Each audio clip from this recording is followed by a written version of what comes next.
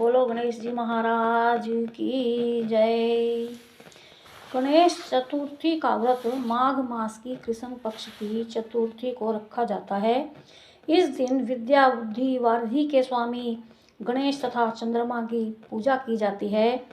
विधान है, नैवेद्य सामग्री लें। तिल, ईख, अमरूद, गुड़ तथा घी से चंद्रमा व गणेश जी का भोग लगाया जाता है। दिन भर व्रत रखकर सायंकाल के समय चंद्रमा को दूध का अर्घ देते हैं। गौरी गणेश की स्थापना करके उनका पूजन किया जाता है तथा वर्ष भर उन्हें घर में ही रखते हैं। नैवेद्य को रात्रि भर ढक कर रखा जाता है, जिसे पहार कहते हैं। प्रातः पहार को पुत्र खोलता है तथा भाई बंधुओं में बांट दिया जाता है। कथा इस प्रकार से है। एक बार भगवान शंकर जी ने अपने दोनों पुत्रों कार्तिकेय तथा गणेश जी से पूछा कि तुम में से कौन सा ऐसा वीर है जो देवताओं की रक्षा कर सके।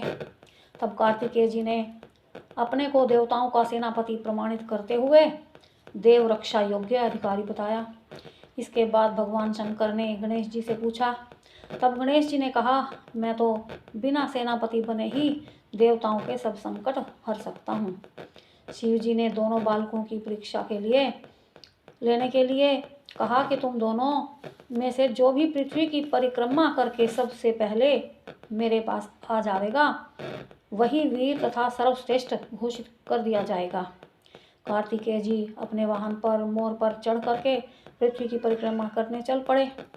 गणेश जी ने सोचा कि मेरा तो वाहन चूहा है, इस पर बैठकर पृथ्वी की परिक्रमा पूरी करने में तो बहुत समय लग जाएगा, इसलिए कोई और ही युक्ति सोचनी चाहिए। गणेश जी ने अपने माता पिता की 7 परिक्रमा कर ली और कार्तिकेय जी के आने की प्रतीक्षा करने लगे। कार्तिकेय जी ने लौटने पर अपने पिता से कहा कि गणेश तो पृथ्वी की परिक्रमा करने गया ही नहीं। इस पर गणेश जी बोले, मैंने अपने माता पिता की 7 परिक्रमा की हैं। माता पिता में ही समस्त तीर्थ निहित होते हैं, इसलिए मैंने आपकी 7 बार परिक्रमा की है। गणेश जी की युक्ति सुन करके सभी देवता और कार्तिकेय जी ने उनकी बात को सिर झुका करके स्वीकार कर लिया। तब शंकर जी ने गणेश जी को आशीर्वाद दिया कि समस्त देवताओं में सर्वप्रथम तुम्हारी ही पूजा होगी। गणेश जी ने पिता की आज्ञानुसार देवताओं का संकट दूर कर दिया। यह शुभ समाचार जान करके भगवान शंकर ने कहा कि चतुर्थी तिथि के दिन चंद्रमा तुम्हारे मस्तक का ताज बनकर पूरे विश्व को शीतलता प्रदान करता रहेगा। जो स्त्री पुरुष इस तिथि पर तुम्हारा पूजन तथा चंद्रमा को अर्घ देगा, उसका दैहिक तथा भौतिक ताप दूर होगा और ऐश्वर्य, पुत्र, सौभाग्य आदि की प्राप्ति करेगा। बोल गणेश जी महाराज की जय।